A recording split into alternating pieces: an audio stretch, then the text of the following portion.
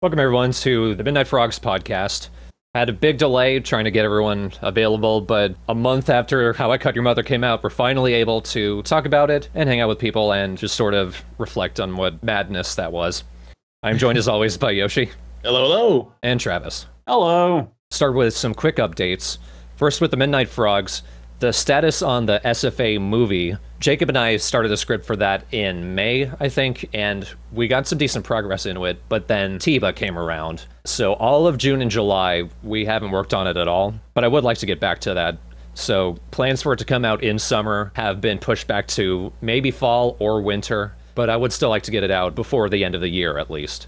Also, I got interviewed by Professor Crank. He's a fellow Abridger about Tiba and about How I Caught Your Mother. The interview hasn't gone up yet, it was just yesterday, but it's going to be condensed and included in a larger podcast that he's working on, which includes interviews with other Abridgers.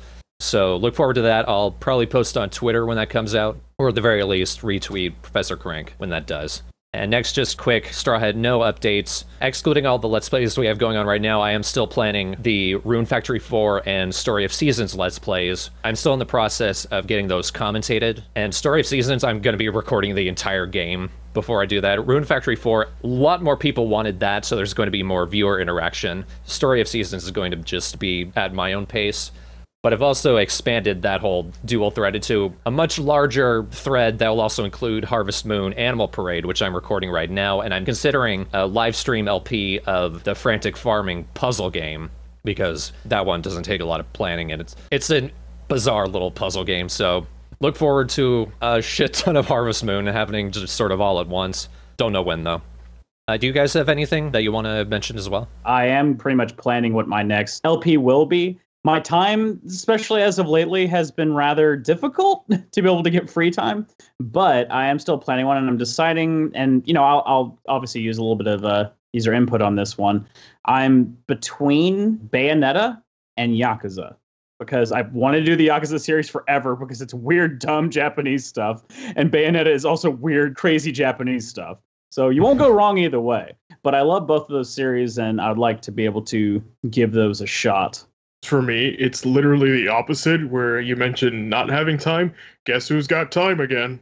Yay! So, a lot of you are probably familiar with the fact that I work at Walmart and go to college. Well, I got fired from Walmart, finally.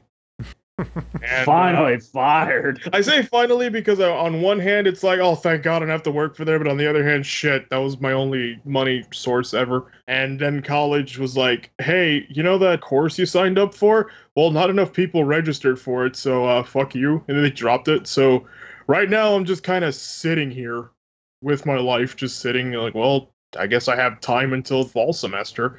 And now I'm back to job hunting. And so I figured, you know what, I got some time to just work on stuff, so I'd like to set my focuses to streaming and getting back to Pikmin 3, because that's been rotting there since 2011, I believe. I don't know, I don't think that far back. Maybe not that far. I know it's been here for years. Like, I had that before the Wii U. You sent it to me, and it was just sitting there, and then I finally picked up the Wii U, and then I ended up doing Wind Waker first. Just thought about it. I was, let me just get it over with. I remember doing practices early on for Pikmin 3, and then never happened. But now that I have all the time, I'd like to just wrap it up already. And after that, I was thinking of maybe doing Star Fox Adventures, just because it's... Which I'm totally a fan of. That game's ridiculous. Goofy and wacky, and just... I like it, but even I can acknowledge it's so stupid. So we have a good amount of stupid games to look forward to, guys. And for streaming wise, either I want to do a Genocide Undertale run, and maybe some Nuzlocke for me, because watching you play Pokemon makes me want to play Pokemon. Alright, cool. And let's move on to How I Cut Your Mother, Episode 1. So, the reason that this happened at all, as far back as October 2013, Yoshi and I had been saying that we would like to do a Pokemon Origins Abridged. Nothing really happened with that, though. That was the period where you guys were kind of falling out anyway, with the whole abridging thing. A little bit, like... I think it was just a matter of we weren't necessarily available, and that was sort of around the point, like, between 2014 and 2015, I think my focus was more on wrapping up SFA as well. But, like, Pokemon We've done one-shots of those, and those were always really fun to do. So it was just a matter of finding the right excuse to do it, I think. And when Team 4-Star announced they were holding TIBA, as well as us finally reaching 10,000 subscribers, it seemed like, well, now we've got two perfectly good reasons to do this. That's the main reason that happened. When the announcement was made, I was thinking, well, what if we did do something for that contest? Because we had entered an abridging contest before. It was a contest where we released SFA episode 6 and entered that. That actually ended up being our best episode up to that point. I don't know, just everything just seemed like it would be a good idea. And even though that contest, things didn't turn out so well, like they promised prizes and we didn't get anything. Team 4-Star actually has a reputation to maintain. It'll be moderated better, at least. They have a reputation, so if they don't give us prizes, we know their P.O. box. We will sabotage them. No. So for the first half of June, we spent that working on the script because, again, we were all available at different points and only for a little bit. But luckily, I think we finished the script on the 15th, so that left me the entire second half of June to get the lines together and edit the whole thing. And it ended up being one of the most efficient video assembly periods that I've had in a long time. Like, SFA 25, I think, is the most work that I've done in such a short amount of time. But How I Caught Your Mother, if not surpassing that, is right behind it as well. Because I did 3 to 4 pages of a script per day. And usually I only do like 1, maybe 2. It's not hard to write dumb shit when it comes to Pokemon, because at the end of the day, Pokemon's really dumb. Yeah. It's stupid dumb. It's awesome dumb, though. As for why we called it How I Caught Your Mother, that happened during brainstorming. We were watching the episodes. Pokemon Origins is actually 4 episodes long, and the episode that we ended up using is actually episode 2. And we were watching that. Travis made a joke because at the point where Marowak's ghost has appeared, Red takes out his Pokeball. He's actually returning Charmeleon. We don't show Charmeleon in ours, but that's what's going on. And Travis, I think you had thought that he was taking out the Pokeball in order to catch Marowak. Yeah, I was like, oh, you're not going anywhere. So you said, now I'm going to catch your mother. And Yoshi laughed and said, How I Caught Your Mother, just sort of sarcastically. And my thing is, when I'm recording game footage, I'll either listen to music, podcasts, or old script writing sessions. And just the brainstorming for How I Caught Your Mother was so funny that I loved listening through those again. That particular comment, How I Caught Your Mother, just stuck out to me as such a strange, but really, like, a title that would work really well for this. When we got down to writing again, that sort of informed the idea of Red narrating his backstory. So, like, the plot of How I Caught Your Mother is Red remembering his journey from childhood to become a Pokemon master. That's sort of how that came about. In that sense, that's why there's an intro and outro narrations, because I haven't seen How I Met Your Mother, but Yoshi has. I have. When I said How I Caught Your Mother, I believe early on in scripting, I was like, all right, well, because in How I Met Your Mother, they have like flash forward and flashback jokes. Like they'll be at the bar and talking, and then they'll talk about how, because it's always done through narration, the entire series. Like they'll narrate it, and then like they'll psych you out and be like, here's what actually happened, and then the exact opposite of what he said before. Or they skip to 2030 where they're like 2 characters who just had a baby in the present. They're just talking about how his college life is heading. Just things like that. And I really liked it. I remember that added to the narration thing, but we ended up not doing flash forward or flashback jokes, mainly because then it would essentially be How I Met Your Mother, but with Pokemon. We had one fan upset that we didn't continue with that thought process, but I was kind of okay with that. No, because I still want it to be like our own thing. Yeah. Yeah. It's just a title. It's just a title. Like, if we could have gone like Pokemon with the periods, like Friends, and then it'll be like Friends, then there would be, well, that's another idea entirely. But it'll just be kind of goofy. Admittingly, one thing I really like about this whole TIBA process is that it let a whole new group of people who have never even seen us, they have a good idea how crazy we are. Yeah. Like, you get all these people who comment like, what the hell was that? Like, yes. Fresh brains to break. I like how it was a mix of, are these guys new? And what the hell was that? Yeah, there were a couple of people who suddenly realized we were the SFA people. But yeah, sort of in that same vein of just sort of being batshit. The name Spurdu, It confused me when I read the script, trust me. If you can do that, then the line goes in the episode. What happened was, during the writing and editing of this, I was also recording footage for the Story of Seasons Let's Play. and I had named one of my sheep something. I'd forgotten what it was. I thought it was Spurdu. It's actually Splapoo, but it's still stupid. So I've gone back, and if it's not a chicken, I think it's like a rabbit or something. I named it Spurdu, so the cycle is complete, but it comes from my Story of Seasons game. But there's no story behind Splapoo or whatever. I just wanted to name it something stupid. I think I actually text-bombed the game, and that's what I ended up with. Next. This actually confused at least one person who thought this was an editing mistake, but this was intentional. When Green is introduced, he thinks his name is Blue. That's because in the English dub of Pokemon Origins, they did change his name to Blue. In Japanese, it was Green. Because in Japan, it was originally Red and Green that were the games. And then Pokemon Blue came out later, and in America, they released Red and Blue. So that's what happened.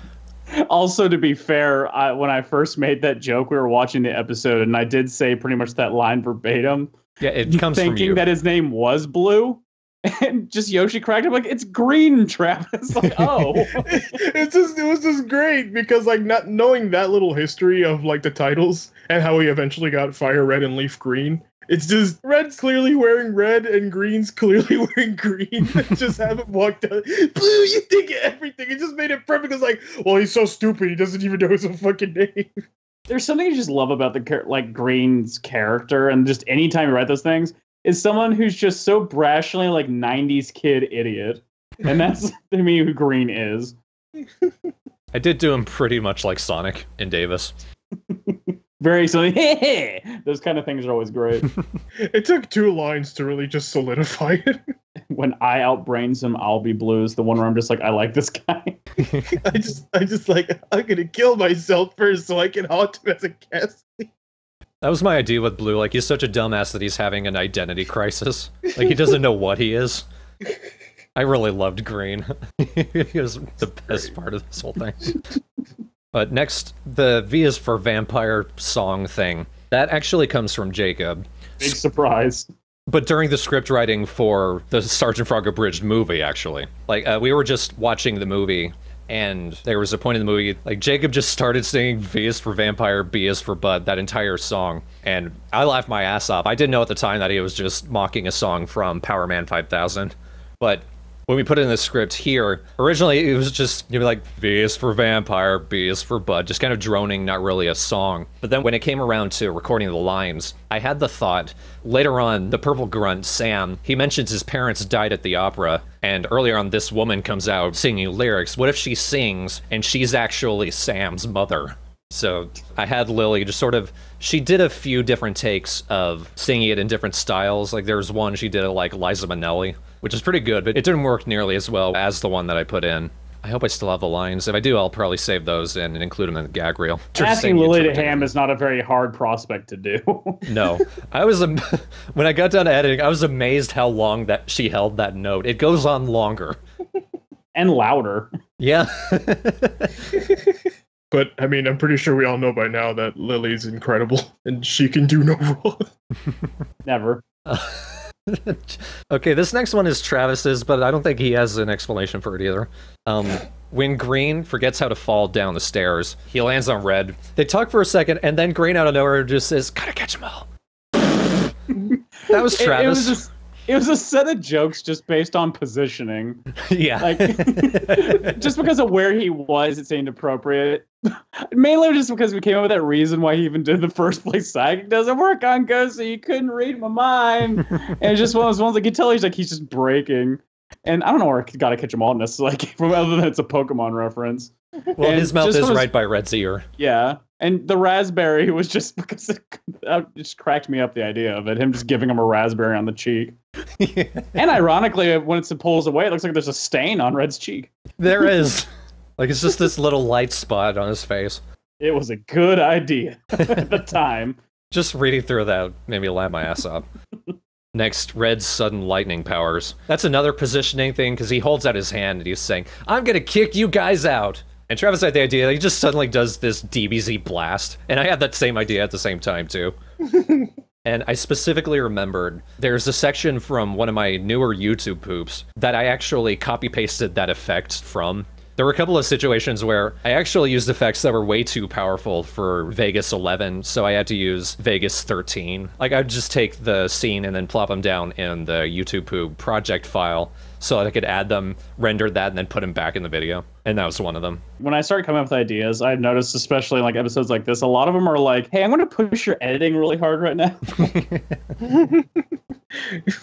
Like Cubone and his grenade. You just have a pizza fall out of his fucking mouth. Then again, that one was actually mine. That was you. Yeah, when you just said pizza, I don't know why the first image I had is saying pizza, and a pizza slice just slowly falling out of Red's mouth. Yeah. It just goes to how like we watch the episode. We always watch the episode before we do these, and so I personally always have the audio muted because I just want to hear like our back and forth because I most likely have already seen it. So sometimes we'll watch the clip and then we'll see the lip flaps and we'll say something, and it just happened to match perfectly for pizza on Red. And plus, we don't often take jokes from the episode itself, like really anything. So a lot of it is us just bullshitting and then feeding off each other. Which is sort of the reason that Red's an orphan in this. Because he has a mom in the original, but we don't care.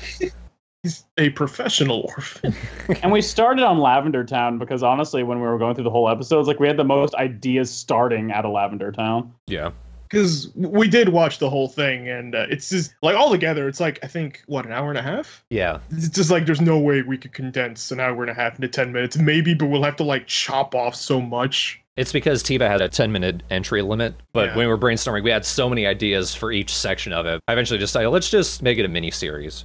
But yeah, we started with episode 2 because we had the most ideas with that one. Yeah, looking back, I don't think there was any way we could have really done an effective, like, full origins into an abridge. Like, I just don't think it would have worked. I had always intended to do it as a one-shot, like we had done before, but then I saw that it was an hour and a half, and it's, if we're going to include it as an entry, we're going to have to rethink that, so that's how that happened. I can't think of anything else that needs explained. There's plenty of it that I love, and that's hilarious, like Green's little monologue at the end up in the tree. I always laugh at him just going like, we have a valuable lesson today, and he says something with confidence that makes no sense. He's walked up the stairs and he's falling down the stairs is hard unless you have a friend. That was my other idea. It's just because we were trying to think of a good transition from him tossing the goggles, and I just had this in my mind, the goggles accidentally hitting Red in the eye, which causes him to flail around and shoot the gun, and just end up hitting Green in the leg at the same time. Hearing that delivery in the preview clip, holy shit. Unless you have friends. It killed me. Mainly because he has that like kind of smile on his face as he's going up the stairs. I like to see I'm not that big of a douche after all. Ow. Ow. Ow. It's just like the mom character having all these people in a fucking house for no reason. Oh yeah, come and catch your love. I believe that also goes back to like when we were, I feel like it was around the same point we were talking about the title for How I Caught Your Mother, and I don't remember how it came to it because I tend to listen to a lot of movie soundtracks and stuff when I play games, and the Guardians of the Galaxy soundtrack is one of my favorites. I got the image of just Red dancing like Star-Lord does in the beginning, but instead of come and get your love, it was come and catch your love, and it fit too perfectly. And so we're just like, we have to do a song parody. We just have to. And people really liked it from the comments. I'm glad they did. And of course, just because it's us, there's a billion songs in the episode. There was a particular moment, like, there were two halves of the script writing. There was me writing with Yoshi and then me writing with Travis. And it was like right at the end, when I was writing with Yoshi, we came up with the song. It was at some line that referenced Guardians of the Galaxy. I can't quite think of what it was. Your Mom Volume 1. There it is. And then we remembered like Guardians of the Galaxy Volume 2 is coming out. Yeah. And it just sort of spiraled out of control from there. That was the bridge that connected to it. I think the only reason you got me to play Marowak in that thing is because I can do that very muffled, high-pitched scream. I do love it. There's a technique to it. I love the Rocket member who only talks in opera. Stop it! Oh, I was hamming that up like crazy when we were doing that. I just love the Three Rockets. I kind of wanted to like their own show, just their own little sitcom. Well, they're dead now, so I mean. Yeah. Well, they show up in the other episodes. Yeah. Oh, they'll get better, I guess. They had to get plastic surgery, and they all ended up looking like each other, so the voices are just going to be switched. I do want to mention some of the unused jokes that we come up with. There was actually quite a few. Before I wrote with Yoshi, I did try writing with Jacob, but the ideas we came up with ended up not making it into the final script. My ideas with him were that when Red's in the Pokemon Center, he thinks it's a restaurant, so he's trying to order Pokemon as food. I think he orders a Voltorb crouton. And then after that, there's actually this couple that are talking in that scene. We cut them out because we couldn't think of anything for them to do, but we were thinking that they would be arguing about something, but we couldn't settle on what, so we just ended up skipping them. I remember like what they were talking about, but I don't know if we're gonna save that for another thing. We did have the idea that if we could think of something for them, like maybe we'll include them in a later episode. Yeah, that's why I kind of don't want to mention it, because we laughed a lot about it. It was good, but it was just like, it kind of doesn't fit with everything else, though. Like, it's not moving the story forward. Yeah, I think that was the main thing. Yeah, we couldn't figure out a way to make it connect to everything going on in Lavender Town. Oh, this was something that Yoshi said during the brainstorming when Marowak's ghost shows up. I really like this line because Green says it, and it sort of makes you think that he's smarter than he appears. The ghost appears, and he says, I don't know if this is a ghost or a flammable gas, Red. Was I the one who said that? I don't remember. Yeah, you said that during brainstorming. Oh. And I really like that line, but... What inspired you to think of that joke, Yoshi? Well, no, it's just like I remember most of them, but sometimes I just don't remember. When we brainstorm, we use our tips of our brains to come up with these ideas sometimes, to where it's just like, why did I say that? I said that? Oh, okay. I just see Reaper Holland saying, Green in this is like, he's nice, but becoming a dick for no real reason. I like Green in this because he acts like he wants to be that dickhead rival to Red, but secretly he just wants Red to notice him and to be his friend. He just wants to be the children's TV show, oh, I'm going to cause mischief for the main character, and just sucks at it. Ends up helping him and stuff. It could have been really easy to just make Green douchebag McGee, who's always something on top and better than him, but that's not fun. Everybody in the universe has done that. There's a lot of cartoons that I've been watching recently that have the main characters are facing up against them, and you're supposed to be rooting for, like, the main characters. But in the process, they make this new rival not funny, so you don't like watching them to begin with. And that's not funny, it's just frustrating. Yeah. Where do we come up with the jokes of Marowak and Cubone talking about killing people? That's pretty normal for you and me when we're writing. True. We'll often take characters that are supposed to be innocent and just make them these monsters. Yeah, I remember reading the script and I'm like, oh, that was their session. That was Travis. Yeah, that was you, Travis. I think I sold you when I mentioned grind their bones into edible paste. Interesting. It was an interesting collection of words. Yep. But when Cubone runs up and hugs Marowak, like, he pretty much said word for word, have you armed the militia? And that sort of sealed everything. Like, I think Cubone throwing a grenade came after that. I think I just said that just because it looked like Cubone was trying to outrun that little girl and just trying to slow her down. So if anything, it made it make sense. Yeah, it made it make more sense afterwards. Speaking of which, I love it because it's just such a simple joke, but sometimes it's just like the easy dumb ones that get me to laugh. It's just Cubone and the guy he's too fast. Even though it's like a 1 foot tall Cubone barely moving. Yes. And this normal sized human being cannot keep up. I love how useless the grunts are. And just the idea that while they're upstairs, they completely forget what they were doing and they don't do it. Alpha Slayer mentioned that they showed How I Got Your Mother to their workmates and they all died at Marowak and Cubone talking about killing everyone. Fucking old guy. Oh yeah, I love the old man too. I like both of them. The one who kept being pushed down the stairs and the one who hugged everything. The hug one was like one of the oldest jokes we came up with. Yeah. What's the joke about the old man? Well, I think him hugging everything is the only real joke about him. Sort of everything else is just keeping the plot moving. Although I do like the joke of, I just told him I was a ditto and shat myself. They wouldn't touch me. Like, there's no reason to say you shat yourself if you said you were a ditto. Like, like there's no reason. It's just an unnecessary detail he felt he wanted to share with. I suppose.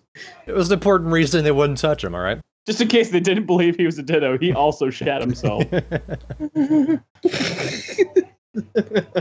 was another line that I cut out. When we first see the old man, he's tied up and Mom, quote-unquote, runs up to him. I was here the whole time, you didn't see me? but there was only enough space in that scene for just, I told him I was a Ditto and shat myself, which has better impact, I guess.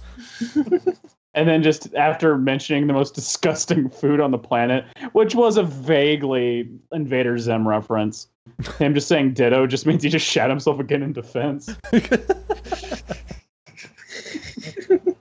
It's a really obscure Invader Zim reference, too. Like, I think there's just a point where they're at a cafeteria, and he just goes, Thursday, I thought that was ketchup and rice day. That seems more like a dish. Than mustard and yeast. But then again, it is Invader Zim, so it wouldn't be that weird. Yeah. Backing up a little bit, there's another small scene right after Green goes... Oh yeah, we should probably explain that too, but after Green says, maybe it's a Tangela loser, I'm out, there's supposed to be another bit where as he goes up the stairs, the Green Grunt catches him, and the Grunt says, what kind of ghost Pokemon are you? And Green was supposed to start laughing evilly, because now he gets to pretend that he's a Ghastly, finally. Yeah, that joke made it all the way to me actually recording it, just pacing-wise, we just cut it out. Yeah, mostly because I couldn't figure out how to put in the laugh, what to do with the video, and how to make it funny. It paced better, and it was funnier just to skip it. I did have fun laughing maniacally, though. But when Green says, yeah, maybe it's a Tangela loser, is because when Red takes out the Pokeballs, because he basically stole them from the Pokemon Center, he doesn't actually know what Pokemon are in there, so he's just hoping maybe there's a gun in there. So Green walks away, and he is in that kid show mentality where everything and everyone is a loser. So I had to ask Travis, what's a really losery Pokemon? And one of his suggestions was Tangela, which I don't know why that seemed perfect to me, but it just seemed to stick. There's just something about Tangela, from the first 150, it's just like, this thing is just dumb. But Travis, pile of eggs. But pile of eggs. A seal named Seal. Rock with arms. Okay, there are a lot of dumb ones. Yeah. There's a lot of... One night when I was really bored, I gave her like a heavy critique on all 151 Pokemon, and realized like half of them are kind of dumb. It was the first one. We actually just got a comment today from someone, hey, you don't talk shit about Tangela. He's my favorite, you assholes. That Tangela got me through high school. To be fair, it's Green talking shit about Tangelas. Yeah, so take that with a grain of salt. And if I recall, it took 3 whole generations for it to get an evolution. Yeah, I got Tangrowth eventually, which is just a fatter version of Tangela. I really liked Tangela when I was little. A Tangela saved my life in the war. Okay. Well, see, you can tell that like even like the original game didn't really care for him much, because they just put him on this little offshoot island that no one gave a shit about. And the last unused joke, at least that was worth mentioning, is at the end when it cuts back to the Pokemon house. In the back, I forget his name, but the guy whose Rattata ate his kids, he just go, give them back! Give them back! Travis had an alternate suggestion that he was actually saying, hi-ho, Rattata, and trying to ride it. Like it was like a rodeo, a rodeo bull or something. And that too was funny, but I felt like I wanted to go the darker joke completion route. Or at least bringing it full circle. It was even just a weird shot, even without the joke, of just this guy bouncing up and down in the Rattata room. Like, what is he doing? Well, I imagine his well, there it went. Lasted 1 second, all right. New record. Put it into the graveyard. And of course, I realized while editing, it's a completely different person. Like, if you look at the person, it's not the original guy that we saw, so we could have gone with any of them and it would have worked. But there was something that did make a whole lot of sense about Cubone in this episode, is the fact that, I think I was kind of mentioned, like, how is he already wearing a skull when in a flashback it showed him with his mother who had her skull? So, like, he must have taken another mother's skull. I just like how there was just a girl in the house and nobody knows what she looks like, but they just have her there anyway. I think you see her face for like a split second in the original. I might have had to cut that out, or maybe you can see it very briefly. But still nobody knows what she looks like. Or that one person who just goes into that room to try to sweep away a Growlithe. But that's everything for How I Got Your Mother episode 1. I had a lot of fun putting it together. Yeah, it was really fun. I'm glad that we finally got to do something with Origins after all these years.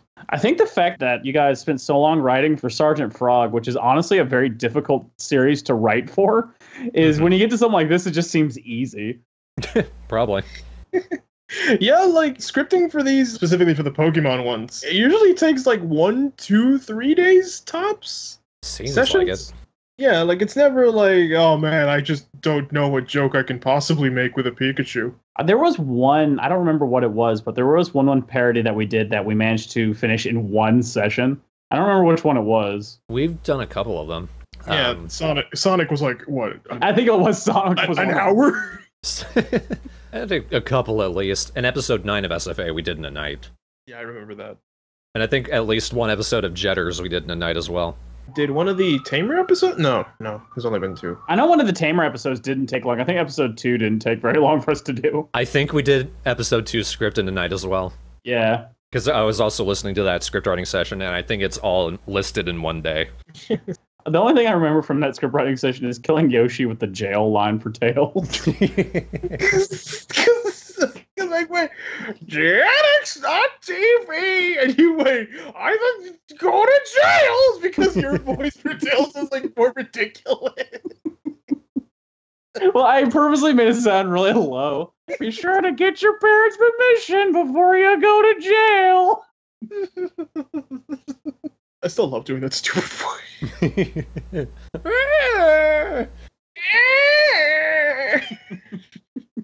Wouldn't hurt to revisit Digimon. I still like that one. Just because it was an interesting perspective to get from the TV show's perspective. Sometimes, I know this is dumb, but just, I'll be in the shower and all I think of is Dragon. That's very weird. Just sending a letter to his teacher, and it's just a picture of a dragon. I think just the other day I was even thinking, like, Yoshi, since you're around, if you wanted, we could think about starting in a script for Tamers episode 3. Yeah, I'd be up for it. Because, like, even if we didn't end up doing another episode of it, I wanted to do Tamers because there hadn't been a good Digimon Tamers Abridged series. And not only did we put out one, we also ended up doing one in a way that parodies the whole idea of TV broadcasting. So it was special in multiple ways for me, and I feel like if we didn't continue it, it would still hold a special place regardless. I agree. Plus, I just feel like there's just so much unexplored territory. Especially Henry. Jesus Christ, Henry. There's nothing out there. I'm going to talk a little bit about what people are talking about right now. I think I agree with all of us that if we don't place very high in Tibet, it's not going to really hurt our feelings because comedy is very subjective. Yeah. I mean, if it does, great, but I think we all kind of realize that our humor is not the same as like Team 4-Star necessarily. Ours is kind of off the wall weird. So if it doesn't, we wouldn't be surprised. If we do get high placed, we probably also wouldn't be surprised because I think we worked really hard on it and it came out pretty good. But if it doesn't, it's what it is. We still mainly did it because we wanted to do it, and it was, a good representation of getting 10,000 subs, Yeah. which is great. It's a good celebration. Like, I personally feel like if we don't place, the reasons would be, and this is just like a really dumb one, but like they see that there's like, it's also a 10,000 subscriber special. That breaks one of the rules. Fuck you. Or that. Or it's just Is that a rule? It's not, that was so. one of the rules. It has to be specifically for Tiba. And it was made for that, but it could also just be like, it was a 2-in-1 deal. I don't feel like that'll really be a big old deal breaker. But the only other reason I can think of we didn't place high is because there was like another video that was more like towards their style, and everybody clamored towards that and voted for it. Because I know there's 8 judges, I think. And basically the number 1 grand prize is we'll put your video on our website for a month, which is fine. I don't mind it. But if we place high, cool. If we don't place at all for some dumb reason, doesn't matter. When we get comments like, it's not funny. It doesn't hurt our feelings. It's more like, oh, that just didn't click with that person, I guess. Yeah, it just doesn't work. Like, we're not going to cry. It's like, you didn't like the joke, or Red was like, I share the air with the world. Isn't that enough? Which a lot of people ironically liked. Well, to be fair, that is a thing I do say to my parents all the time as a joke. Pretty good line. I like it. Yeah, I mean, like, I have total faith in How I Caught Your Mother just as a video. Even while I was editing it, I was thinking, I'm not holding out that Team 4-Star are going to like it because our senses of humor are so different. And it's totally cool when you don't think our videos are funny. You're entitled to that. I'm still going to mock you for it because who do you think I am? But it's still okay. Like, there was one person's like, they commented, unfunny, multiple exclamation points. I just responded with mediocre. I responded with unacceptable. And then like a 4th guy was like, actually, it was funny. I liked it. You fakers. How dare you act like it's not funny? I found you, faker. I figured out you guys are liars. There's a dislike for you. And you don't need to defend us. There was another person to comment. Like, one guy said, this isn't very funny. And another person responded, shut up, and mocked their username. And it was like, they're entitled to that, dude. Be cool. It's fine, guys. It's fine. Well, I believe we're all adults, so yeah. It doesn't matter. We don't have fragile feelings that this is going to break. I do appreciate you doing that sort of deal, though, because, thanks, but we got it. Not the first time it's happened. So. And on the other side of it, we always do appreciate any compliment or positive viewpoint you guys give us. Like, it always warms the cockles of my cold black heart. So I'll say this, though. If we don't place, I'll be a little surprised, but I won't object or feel bad about it. I think from an editing alone standpoint that it's, there's some that are like with us or even some that are a little bit better. But I think from an editing standpoint, it kicks ass. And I think that'll help a lot. Yeah, I think we'll place in the top 30 at least. Yeah. Did you guys see any Who gets the t-shirt? This is all for this shirt. We went this far, just like Kero, just like how he joined the army. To be fair, I don't fit in normal human clothing, so it's probably not me. I'm the guy who only wears t-shirts, so. I have to cut my t-shirts out of tarps.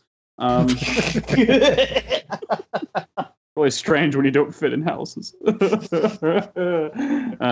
We're going to make you an outfit out of a house one day. Out of the whole house.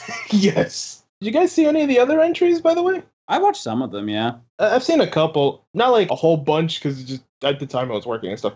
But I remember seeing, you linked it in the Discord chat, the Three Kings one, I think? Yeah, that one was really good. Yeah, I really liked that one. I liked the voices. It was good. Yeah, I didn't search out many of them on YouTube, but I did look at the Tiva tag on Twitter and watch some of those that were on there. And I was surprised. There's actually a lot of really good entries. Some of them not necessarily funny. At least, they were trying their hardest, but I don't know. Maybe that was the problem to begin with. They're trying too hard. There were a couple cases where it seemed like that, but editors and voice actors, there were some damn good ones who just sort of came out of nowhere. Overall, I'm actually pretty impressed with some of the entries. Like, here's the thing about abridging and everything on the internet. Unless you're explicitly a professional who is trained and works in these fields, you're usually an amateur who's just starting out or has only been doing it for a little while. So, of course, quality is going to be low. Of course, editing, writing, pacing, whatever isn't going to be especially good. So the quality of the entries is about where it's been since the start, really. But that said, it did bring out some very skilled people who I wouldn't have known about otherwise. It's kind of an interesting perspective because I would say our group, has our little niche of who we interact with in the abridging community. But we just seeing Tiba's made me kind of realize, man, there's a good amount of very good editors, voice actors, and pretty funny people that I had no idea who they were until they did this. And I feel like we're kind of the same way right now. I mean, if you look at the view count of our Tiba entry, like it's pretty dramatic. Like I was surprised how many views it got, and a lot of those people are probably new viewers, but no idea who we are, no idea who we are as people. And yeah, who knows? I think a lot of these things with nice networking situations like this could lead to even better content in the future. Who knows? We might meet some cool other people that are funny like us and weird assholes. Mainly assholes. We only attract assholes. We're like the treehouse with no non-assholes allowed.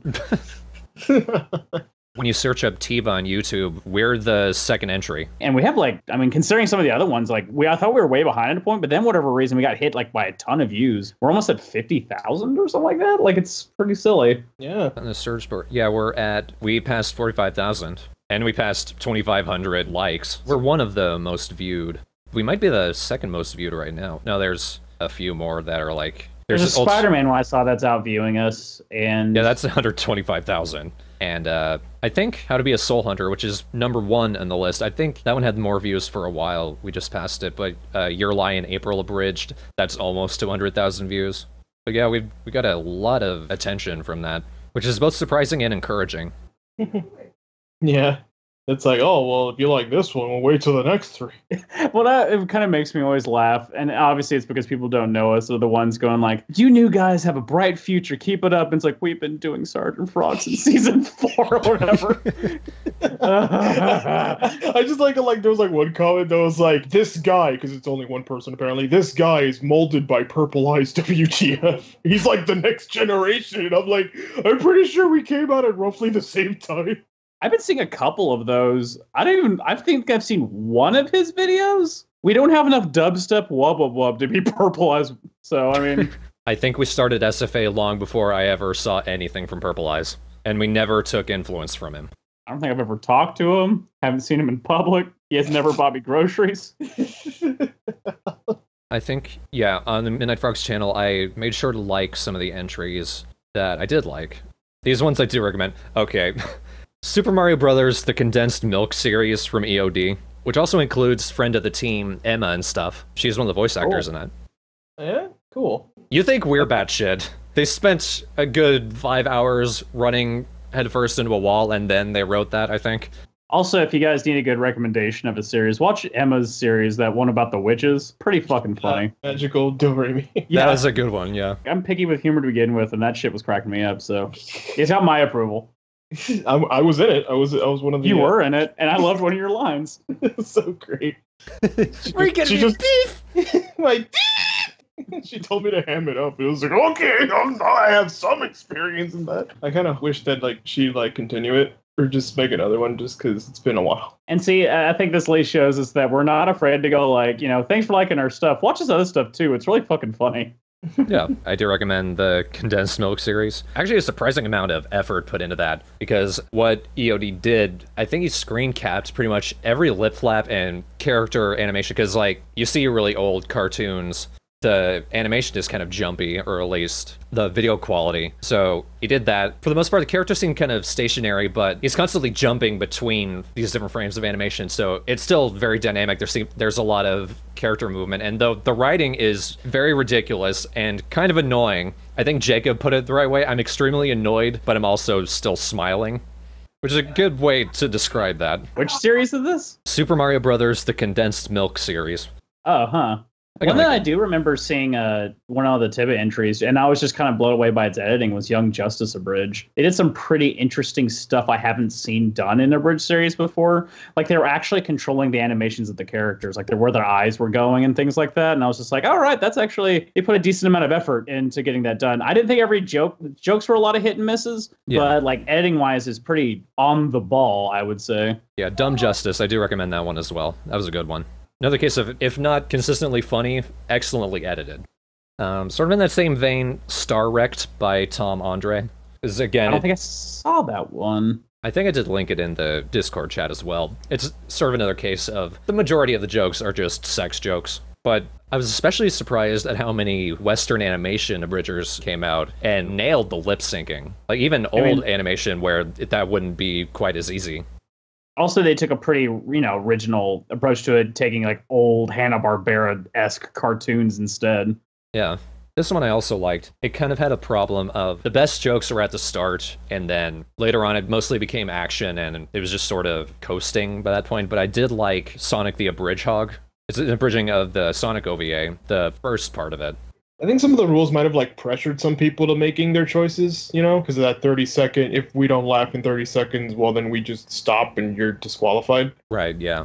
That might have been a factor. There were a few entries who I think didn't know about that, because that actually wasn't in the announcement video. They only put it on the website. I think it was mentioned somewhere that they had forgotten to mention it, because I feel like that was in the announcement video, but for some reason people missed it. We forgot to mention it, but it's very important. I think some people even uploaded entries after the deadline anyways. Yeah, I've been seeing some of those.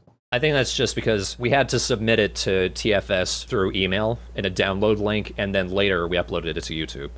There's another one that I liked. Another very clever setup for that. Phoenix Wright Parody at Law, The Trail of Gutsman by Professor Crank, is a guy I mentioned who interviewed me about Tiba. His idea with that one is Gutsman accidentally kills Mega Man during the filming of the old Mega Man cartoon, so he ends up having to be represented by Phoenix Wright on trial for Mega Man's murder. Well, if it's got Phoenix Wright on it, I'll be all over it, so I'll have to look at it later. Except for the anime. The anime of Phoenix Wright is bad. Yeah, I was so excited, and then I saw the first episode, and I'm like, no, you don't. Don't call Naruhodo. Stop it. You don't get it. You don't get the charm. I'm sorry. The next few episodes were a little better than the first, because if it was the pilot, if this was to sell the show, holy shit, no.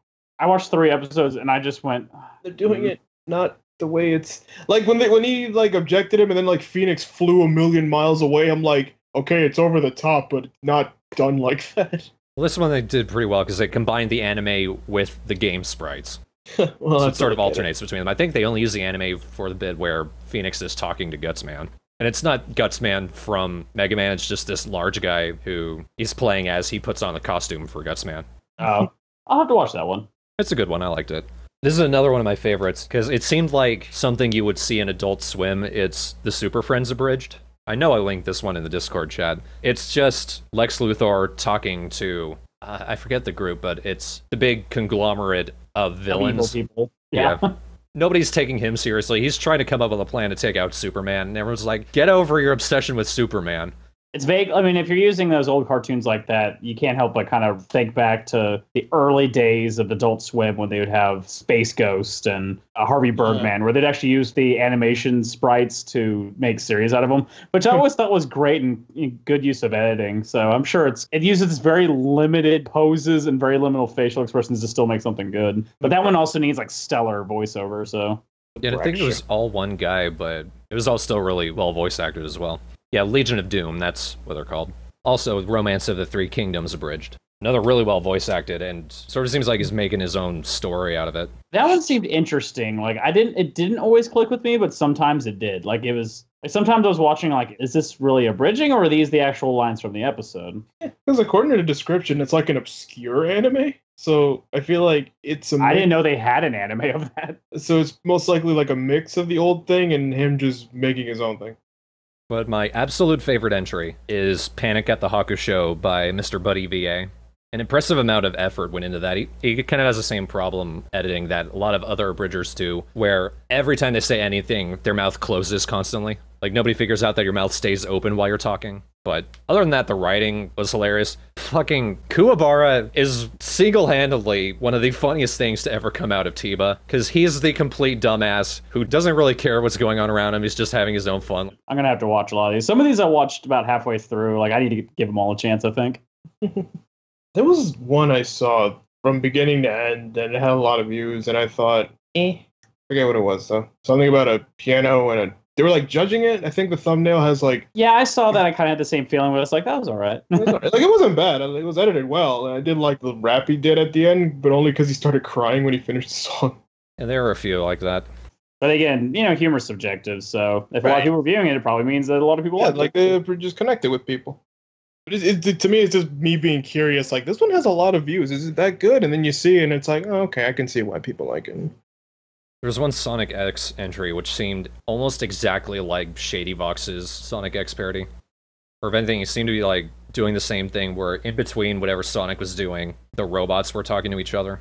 If anyone remembers Shady Vox's old Sonic X abridged. I think he only did one episode. Yeah, I don't even remember seeing it. Who? I'm so out of the loop when it comes to abridgers. He's more focused on music these days, but Jaden Yuki and Yu-Gi-Oh! GX Abridged. I remember liking that when I was younger. And yeah, to that one comment, yeah, some of them did burn me out because they did have too many sex jokes. Like it does put me like, hey, get it, it's a penis, and then that's about it. Like, I remember like 30 seconds in, there was like a rape joke, and I'm like, you didn't even fucking wait, buddy. And it was just got bored really quick. What is it, 2005? Yeah, the problem with sex jokes is they're usually not jokes. They're just talking about sex. It's just shock factor, and nowadays it just doesn't work. I don't know if I should say this, but it was something that Lily told me. Bananas ripen in brown bags. I know, you had to say it. I said it for you. Yeah, there was a decent like- Batman one. Is it like pertaining to her work, and now she can't like talk about it? It's related to another Tiba entry that she was asked to be in, but she decided to be with us because the rules with Tiba were nobody could be in more than one entry. So she had actually contacted us. Lily liked us the best. Yeah. Well, yeah. Okay. Wow. No, I think Of course. actually that's a good point. I think that's another reason why that spurred me on to consider doing something for Tiba, because Lily was saying that she was in demand as a voice actor, but if we decided we wanted to do something, she was very attached to the Midnight Frogs, so we would have priority. And I thought, well, I don't want anyone else to use her, so yeah, you're mine. Lily, you're gonna make me cry, man. It's funny because like when I think of this project I'm working on, and I came up with the character, I'm like, who could possibly Lily?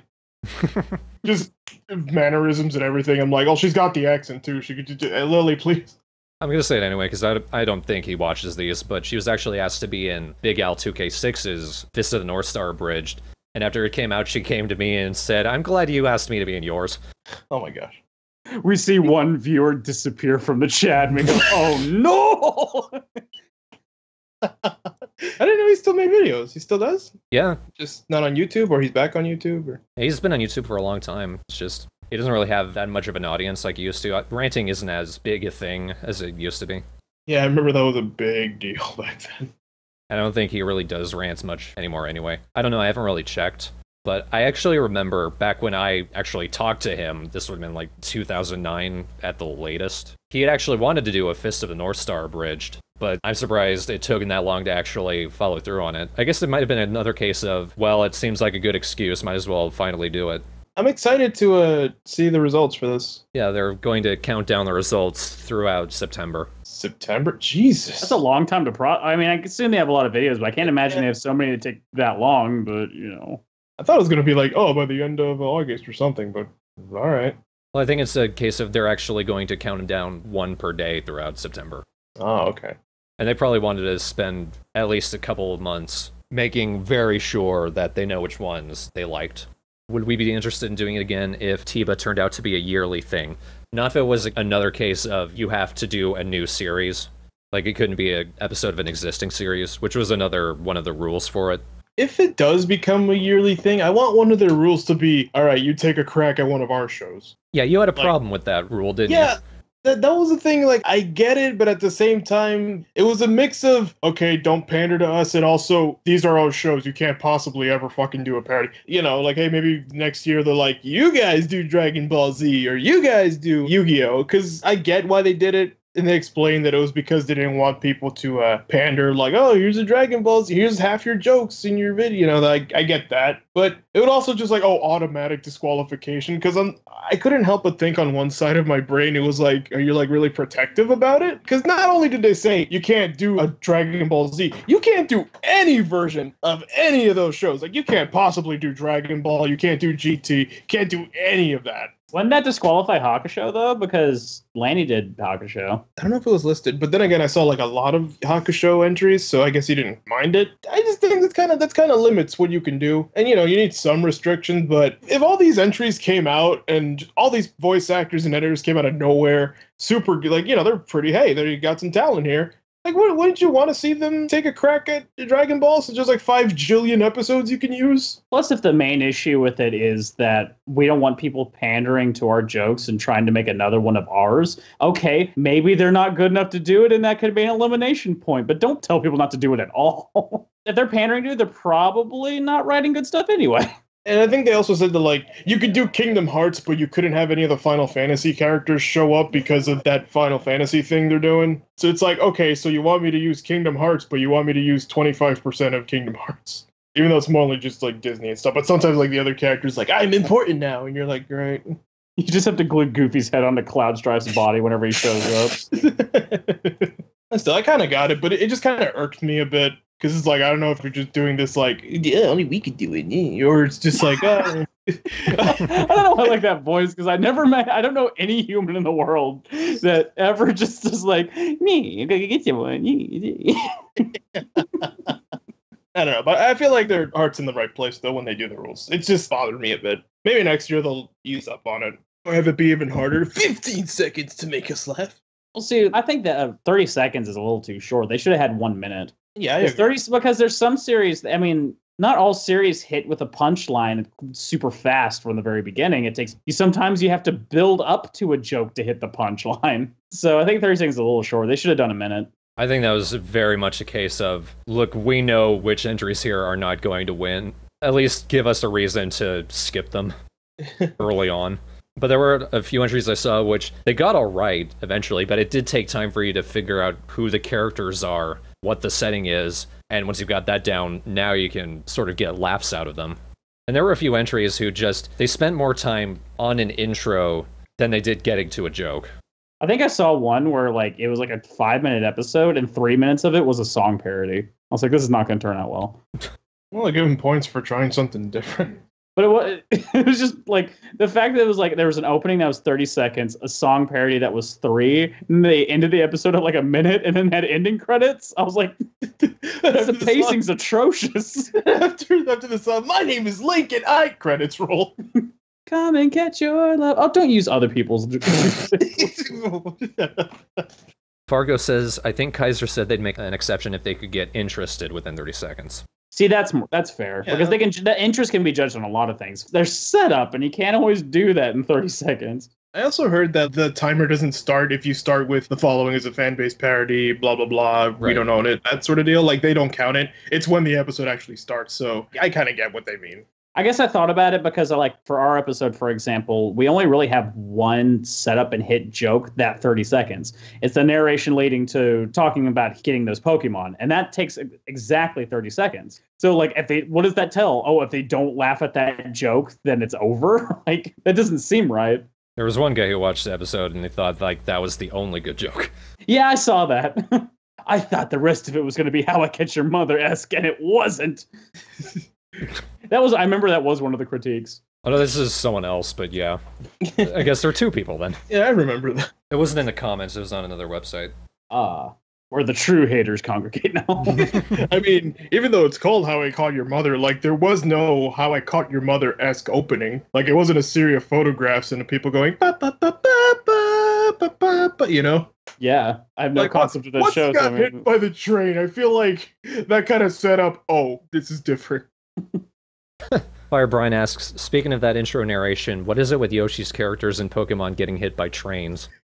I realized that too during script writing. That's just sort of a running theme in our Pokemon videos. Well, I guess it just means that that's how I go out in life. I'll just be like, you know what, I'm finally happy. And then I get hit with a subway or something. Suicide Squad for life.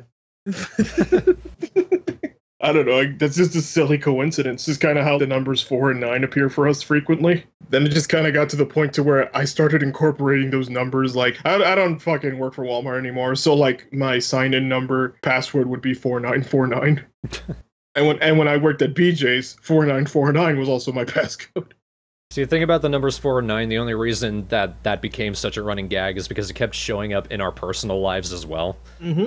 In the first season, afterwards it never showed up again. Trains. We had people stuck on trains, becoming trains, being dad trains. Well, the first time I got on a subway when I went to Anime Boston, I wasn't ready, and then I just like hit the side of the door when the subway started moving. So that kind of, I guess it also just I like slapstick. Like I like when you just beat the shit out of someone like Looney Tunes style. I've always loved that, so it fits for me.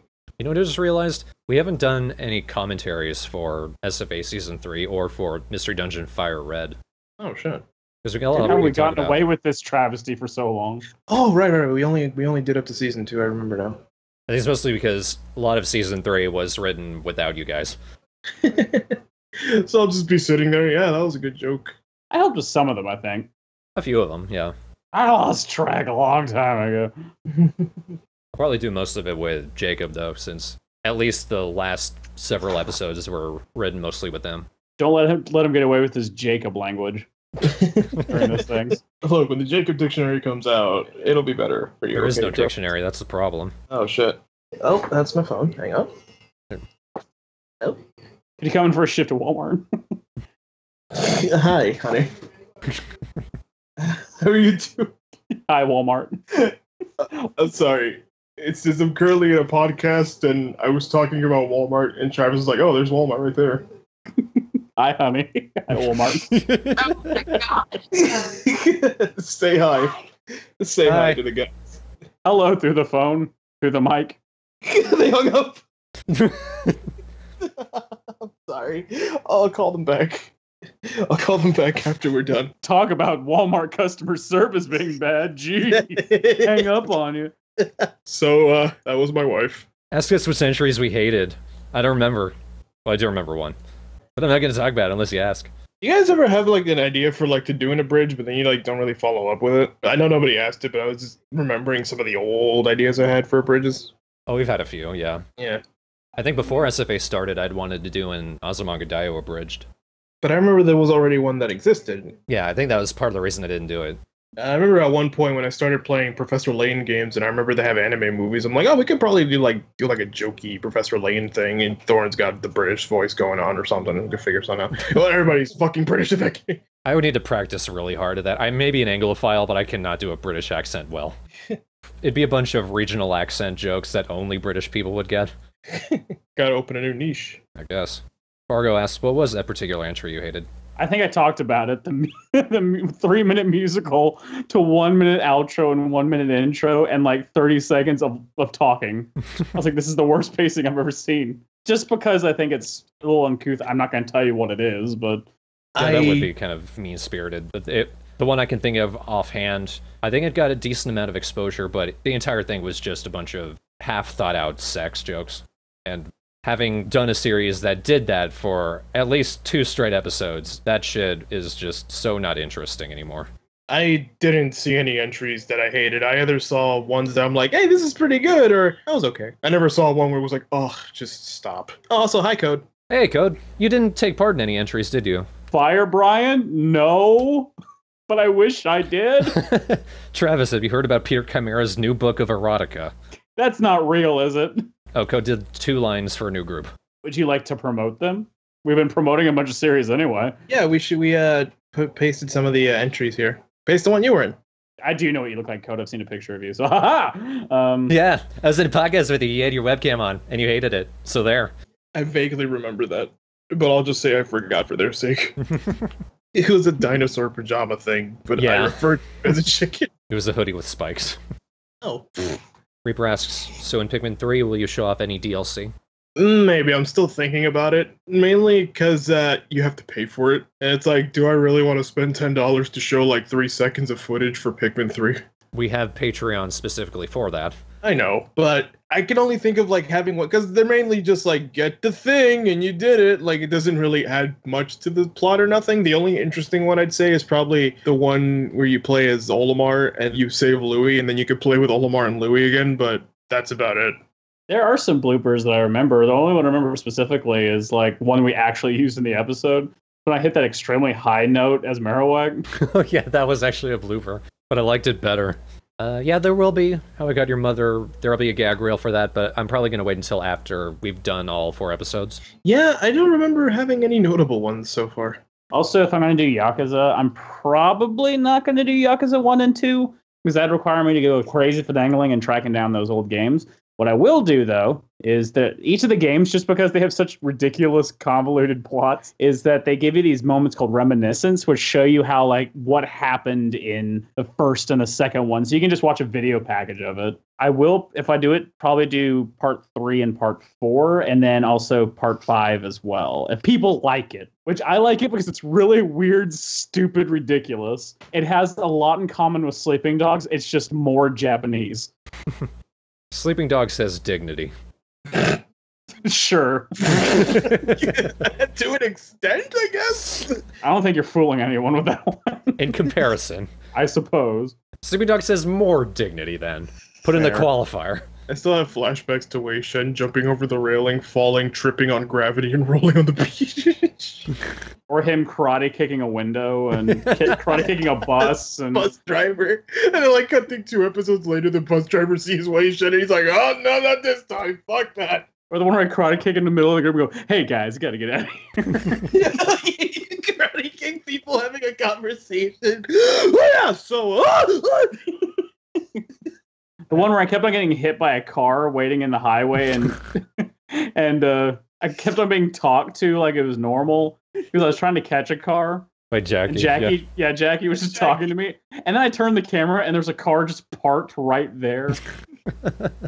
I gotta rewatch Sleeping Dogs. So good. Or the one where I jump off the motorcycle, shoot it, and then I get smacked with a truck.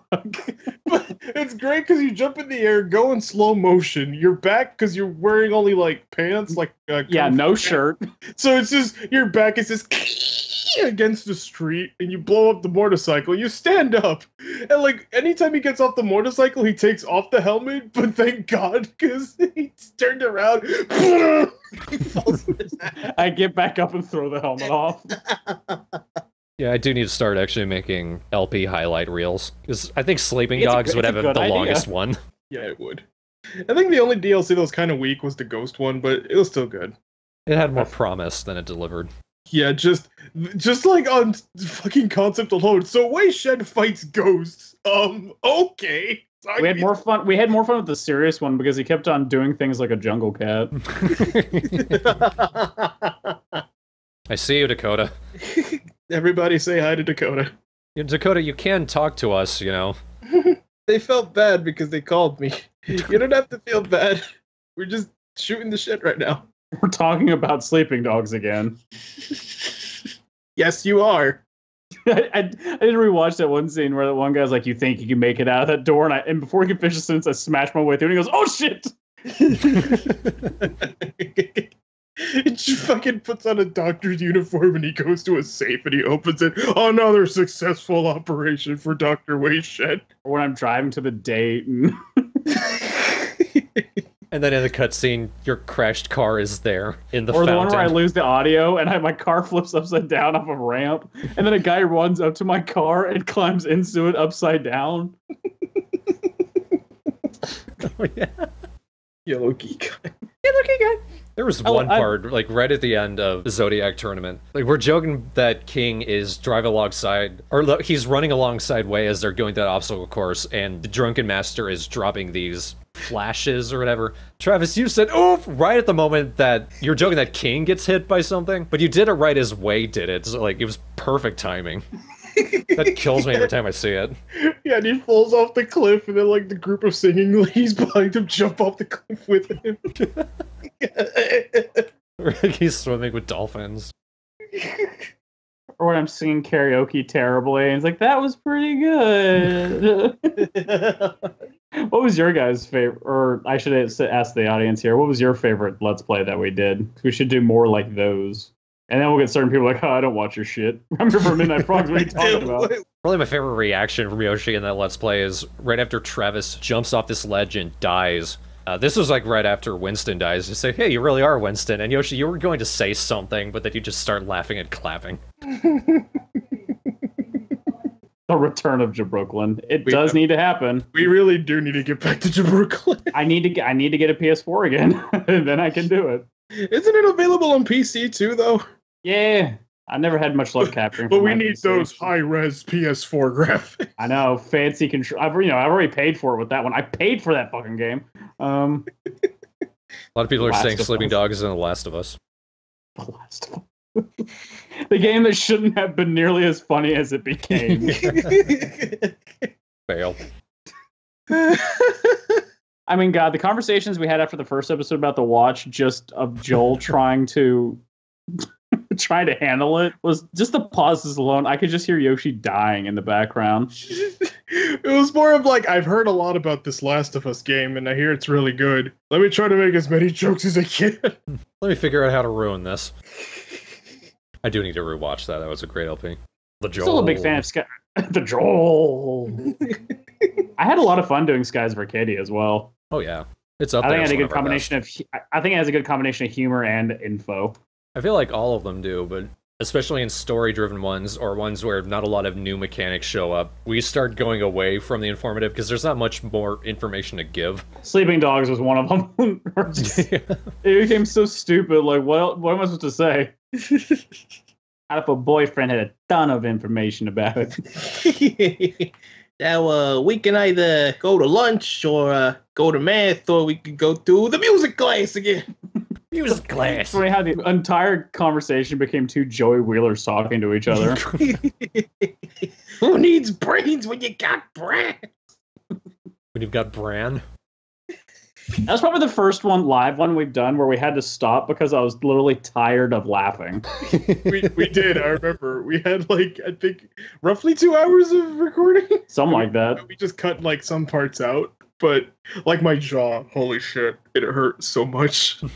I feel kind of bad for people who like my Twilight Princess and Skyward Sword LPs. 'Cause I like the Twilight Princess one. I didn't really like the Skyward Sword one, but I like the Twilight Princess one. Yeah, the Skyward Sword one, I went into that so optimistic, and then it became such a drag over time. But like Twilight Princess, it was an okay LP, but I don't know what was going on with my sense of humor, but it wasn't there anywhere. I also liked Majora's Mask. I didn't really care as much for Ocarina of Time 3D. Well, Yeah, I like Majora's a better game, just in general. I just like the ranch in Majora's Mask. Oh my god, leave me alone! The spiders and seagulls. Was that like all in the same episode, or were they like That was back a different episode. That was the one where the guy started playing the guitar and died. Thank you, good night! When you say it out of context, that sounds great. Really good concert, man. Yeah, I feel bad for you people who like those 2 LPs, because you deserve better LPs. I feel bad for you who enjoyed us at our worst.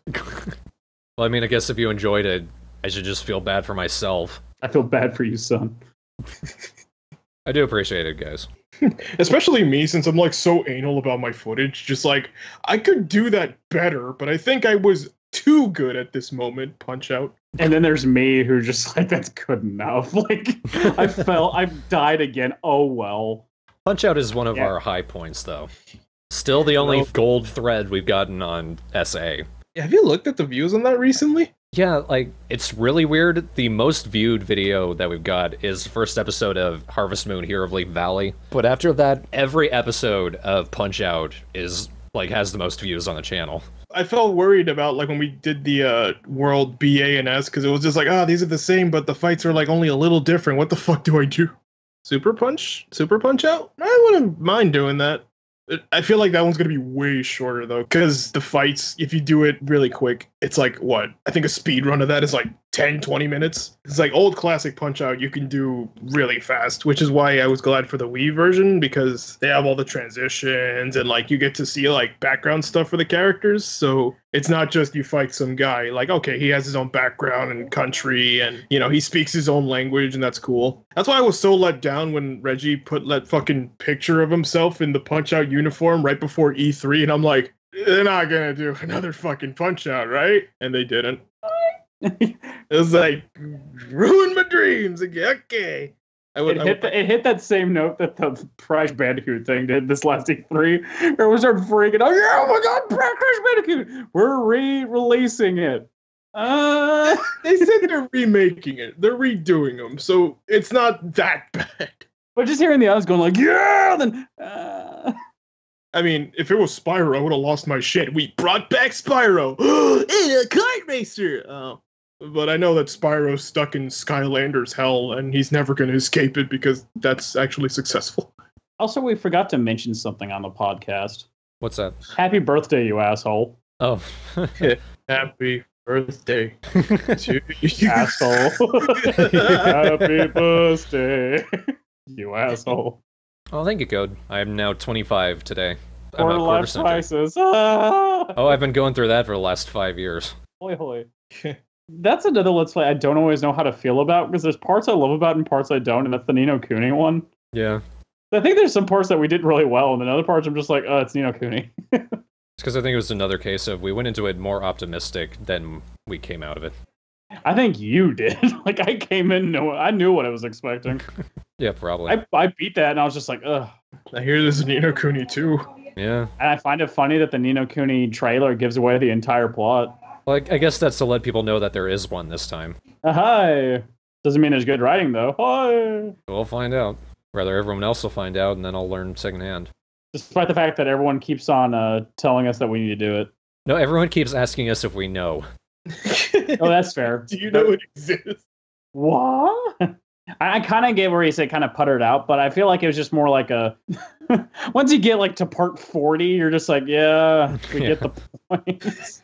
I'm really looking forward to Starbucks Adventures. I still remember being very stupid. That's actually the reason why I decided not to do Xenoblade Chronicles. I was gonna do it because I also have Xenoblade Chronicles X, and I might do that one just because there's like a giant mech you can ride in and do all sorts of cool shit with. But it's just like the game is so big and just holy shit! Like how do you even not do it on 100 parts? We got to ask the important question. Did you guys know you did a Let's Play of Ni no Kuni? See, Fargo asked the good question. I think one of the other ideas I had was to redo the original Pikmin, just because that one's you kind of can't see it anymore. Yeah, it was only on Blip, and Blip died. Yeah. So I'm tempted to like do that again as like a little leeway towards, and with that in mind, Pikmin 3. I feel like the first Pikmin you could do pretty quickly, because even though it's been a while, it feels like something that the game is so old, and for the most part I feel like people generally remember most everything about it. I think you can see part 1 of that original Let's Play, because all the other parts we uploaded to Blip, because we were so certain that was a better way to make money, and people would actually watch it. And that didn't happen at all. No. I'm kind of glad it's dead, so that way nobody can hear what I sounded like at 15. Oh, we still have the podcasts up. Fuck. Shit, Dakota's here too. Why'd you do this to me? I didn't say where they Sounds are. just more, it just sounds more like normal Caro. Like, hey guys! Kinda, But yeah. that's why I hate it. They don't know where it is. I don't know. I mean, they did manage to find the Wikia without me telling them. And then they're like, wow, you're still 18? And I'm like, I know, right? I did at some random point just decide to take on the role of archivist for everything that we do. It's probably just because 2010, 2011, there was an abridged forums. I think it's still up, but we put all of Midnight Frogs and SFA stuff onto there, and then I wanted to do pages based on the other stuff that we did, so I decided to make our own wiki. It's important that we do that, so that way the FBI has a lot of evidence for us at our trial. Oh, going back to the Pikmin Let's Play, Right. I have the Wii one, and the second game was for the longest time, it was only on GameCube. And because, like, for whatever reason, they re-released 1 and 2 in Europe, and they didn't release 2 in America for a long time. I don't get why, but it eventually came out, so now you can get all 3 Pikmin games for Wii U. Oh yeah, I'm sorry, that's right. The reason it's Patreon is because if you do it, you have to play Sonic 06. Yeah, but I'm That is totally hell. okay with that. We have to reach a certain pledge milestone, I think $500, because by that point, that far surpasses the amount of money that I have to give to my parents for rent, which right now, all of my Patreon money goes there, so I'm not able to save anything to go to Canada. I wouldn't mind doing Sonic 06. And if we reach, 'Cause- I think, 1,000, I also have to play the Zelda CDI games. Oh, God. I don't know if all of them, but at least one. Because by that point, at $1,000 a month, I pretty much owe it to you people.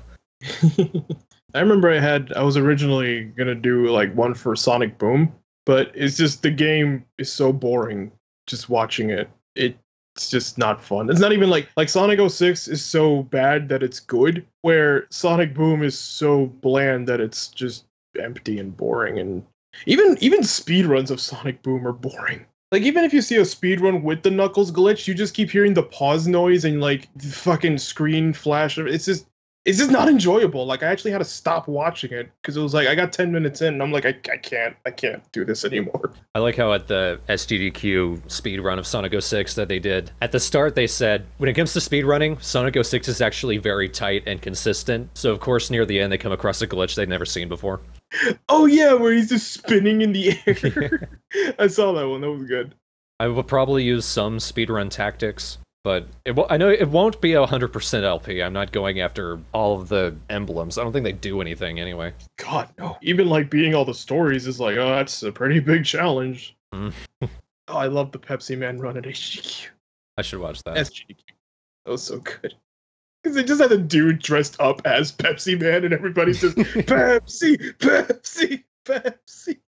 And it was just great because they just kept like breaking milestones in the minutes they were playing Pepsi Man. Like, all right, we just hit $600,000, and we're also the #1 game on Twitch. Pepsi Man's now trending on Twitter. Like, all of that happened like 2 minutes apart. It was amazing. If I were there and that happened, I would just whip out the album Dis Pepsi by Negative Land, because that's an entire album built around making you hate hearing the name Pepsi. I think I remember you sending me to that a long time ago. Yeah, it's I listened to the whole thing too. a good album. It was interesting they decided to go with a full no glitch run of Ocarina of Time, because I almost never see those anymore. Yeah, they're really rare. I heard like the very first like Ocarina of Time speedrun was like 9 hours long. Wow. And it's just funny to think about now because it's like, oh yeah, 19 minutes. This has been a pretty good sized stream. Yeah, it's just nice to just sit down and talk. I think we're all done here. Let's let Thorn enjoy his birthday. What do you guys say? I've been enjoying it Free anyway. him. Free him. Yeah, and Dakota, I've never actually talked directly to you. You are welcome to talk to us. I always feel like if someone doesn't talk to me or like talks through someone else, it's because they're afraid of me. Admittingly, you are a terrifying human being. I don't think it's that they don't want to talk to you or Travis because they've already talked to Travis. It's just Yeah, I guess See, you are terrifying. I guess it's just like they wouldn't know what to talk to you about. Which is fair because I am a baffling human being. What British band from the 70s? I hope you've heard of them because I'm going to talk about them. Let's talk about the Monkees. They weren't ever monkeying around. Because they were too busy singing. Thing is, the Monkees did put out a new album this year. And it's actually See, really good. I didn't even know that. Yeah. It is actually really good, though. Y'all should go out and buy it. It's got a song in there written by Andy Partridge from XTC. And XTC is one of my very favorite bands. And it's also the best song in the album. All right, well, there's the pack. I don't know where to go from there, so all right. Yeah, neither do I. So. Cool. Yeah. Yeah, I went to Six Flags once. I saw the monkeys there. I saw Elastigirl, her face fell off. Oh no! Oh no! All right. Thanks for hanging out with us, everyone. We'll see you all probably after How I Cut Your Mother episode 2 or Tamers Abridged episode 3, if that ends up happening. Take care, everybody. Adios. Yada yada da